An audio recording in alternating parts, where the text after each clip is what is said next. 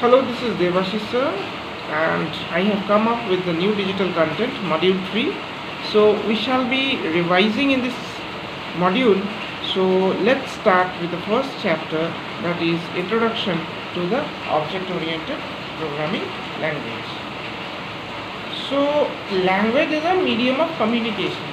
We communicate through language. So, computer also understands some language.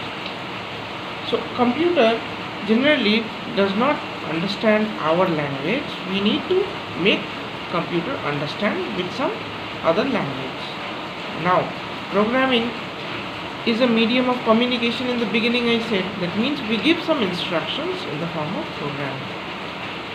Basically, if we divide the language in computer, then we can divide the language into two categories, that is the high level language and the low level language. High level means what the user understands, and low level means what the computer understands. Now again, the high level language has been categorized into two categories, that is object oriented programming language and procedure oriented programming language. So let's start with the procedure oriented programming language. So I'm talking about the principles of the procedure oriented programming language.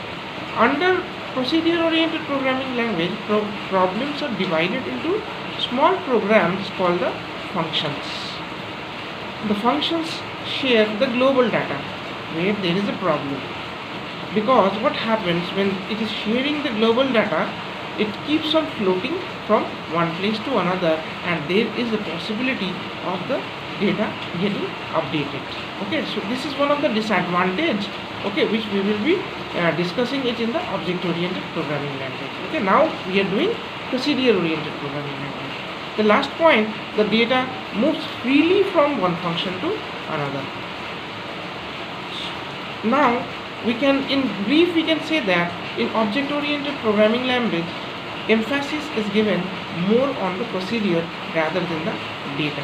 So it becomes problem when you develop a complex systems.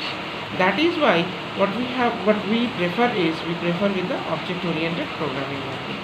Under object oriented programming language, the emphasis or the importance is given more on the data rather than the procedure, and we have certain principles of object oriented programming language.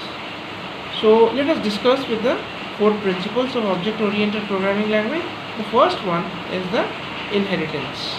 Now inheritance is the you can say that it is the process, or it is the act of transferring the features from one class to the other class. The class which transfers the feature is known as the derived class, and the class which receives is known as the base class. Next is your polymorphism. Now polymorphism means showing different forms. I can give you an example such as function overloading, where a same function can be used with different variables. So we'll discuss it later.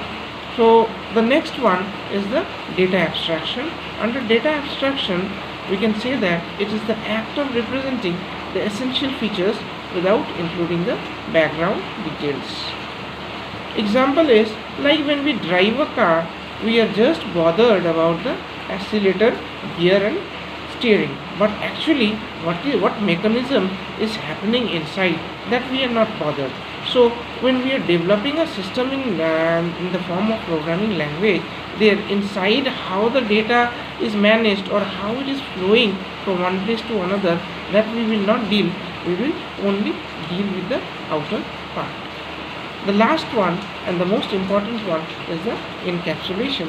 Now under encapsulation is the wrapping up of data and its associated functions into a small unit. That means whatever a class has functions, data members, what we do is we wrap it and we keep it in a simple single piece. So till this much we will be doing in the first 2-3 classes, and then what we do is we will continue in the second week. For today till this much. Thank you and have a nice day.